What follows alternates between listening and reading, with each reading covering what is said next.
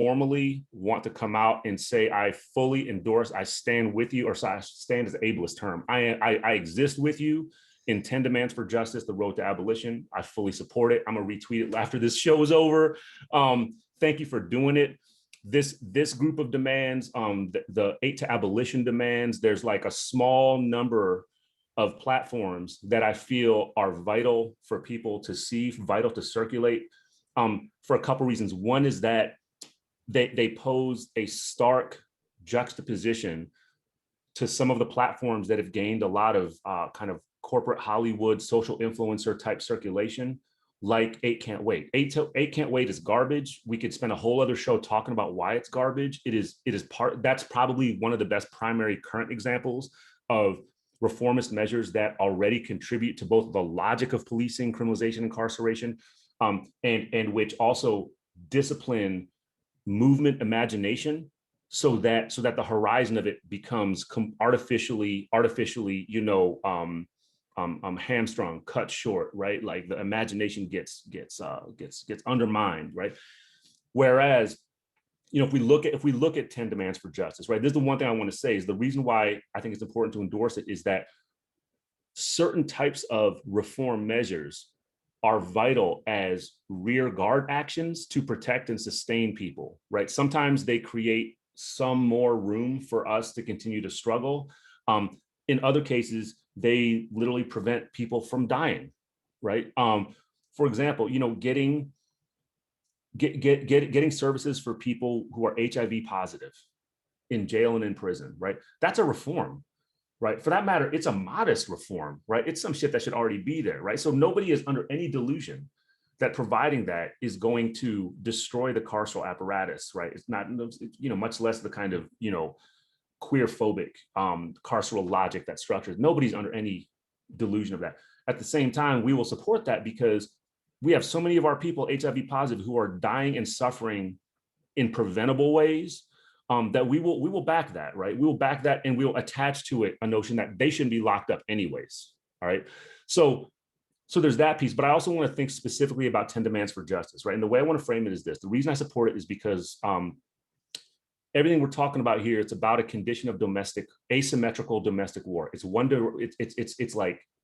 it's not one directional because there's multiple populations that are targeted by it, but like, let's think about it as anti-Black domestic war and colonial domestic war, right? Simultaneously in complex ways, overlapping, sometimes in contradiction to each other, right? But it's an asymmetrical war.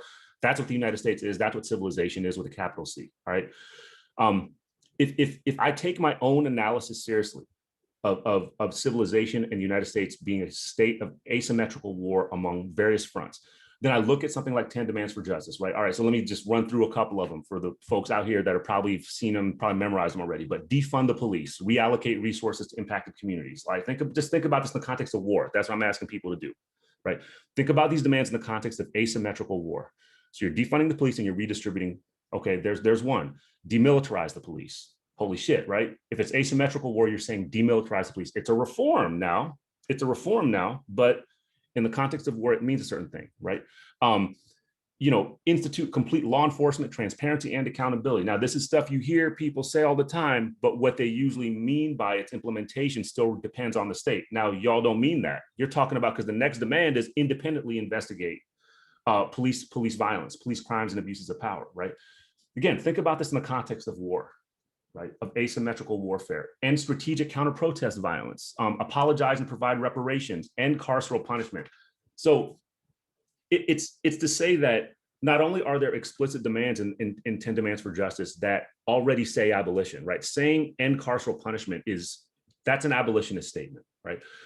But all of the other things that could be grouped under demands that are conducive to certain types of reform are necessary kind of defensive guerrilla actions that seek to protect people from the targeted casualties that domestic war creates. I have to support that, right? I have to support that because the demands are under no delusion that this is kind of the goal, right? This is under a state of immediacy, under a state of acute vulnerability that is ongoing, that is not momentary, but is ongoing. So, and also, I appreciate the gesture of the fucking demand in the first place, right? Because the demand is not necessarily just a demand on the state or on your elected officials or on your whoever it is, your administrator is that you're. It's also a demand on your people, right? It's a demand that hopefully leads to some kind of principled, some growth in the principles of community that convene you, right? And that's the kind of the political, ideological, cultural, aesthetic work that demands sometimes also do. Is it kind of calls people together. And I was going to just add this. I was going to say, as immediate defensive proposals to try to protect folks from the casualties of domestic war, I'm 100% with you. Especially as pragmatic proposals. As a teacher, as an educator, as an activist, as an organizer, I always want to make additional world making and life enabling demands that don't necessarily fit within a platform, but which are kind of cultivated by platforms like 10 Demands for Justice. For example, and this is something I brought up in another organization, a coalition that I've been working with, around police killings, right? We've been dealing with police killings for a long time. We know who's targeted by them. We know that anti-Black police killing is a normalized part of how this state works ever since the foundations of policing. What is I think interesting and challenging is if we take a close look at the demands that emerge from local and national movements that seek to confront anti-Black police killings in particular, right? And the thing that you don't hear on a regular basis, don't read, hear, and feel on a regular basis is a certain demand, which I think is a demand in principle. What if the demand was no more police killings? Right? What if the demand, or maybe it's a principle too, right? What if the principle is we are here to organize to stop a single person from being killed by the cops? To me, again, that is a modest demand, and it's a fairly common sense principle, but you don't get people in organizations saying that much, right? So I'm saying if we think about the immediate demands that are conducive to certain kinds of protective and self-defensive reform, and tie them to these principles that say we are done with you, right? Our principle is to not have a single more of these moments of violence against any of our people. No more police sexual assaults, right? That's our goal. Our goal. We are organizing on the premise that we want zero cases of police sexual assaults on people. We want zero cases of police killings of people. We want